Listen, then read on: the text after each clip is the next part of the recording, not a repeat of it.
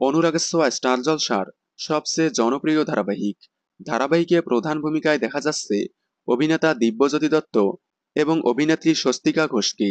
ধারাবাহিকটি SBA production হাউসের আন্ডারে 2022 সালে শুরু হয়। যদিও ধারাবাহিকটি এসবিএফ এর অরিজিনাল ধারাবাহিক নয়, এটি স্টার মা চ্যানেলের কার্তিকা দীপমের রিমেক। কার্তিকা দীপম ধারাবাহিকটি তুমুল জনপ্রিয়তা পাওয়ায় এর বিভিন্ন ভাষায় রিমেক হয়।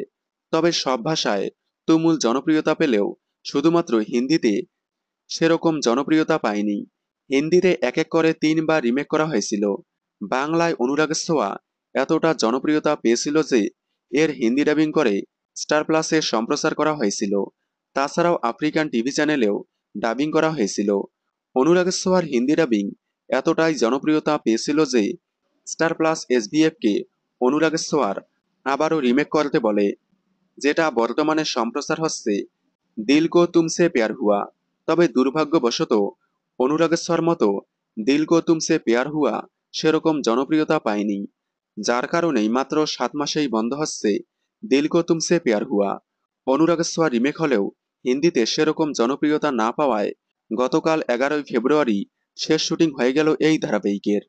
এই মাসেই বন্ধ হবে অনুরাগের ছোঁয়া রিমেক দিল কো তুমসে প্যার হুয়া। তাহলে দিল কো তুমসে প্যার হুয়া মাত্র 7 মাসেই বন্ধ হওয়ায় আপনারা কতটা মিস করবেন কমেন্টে জানাবেন।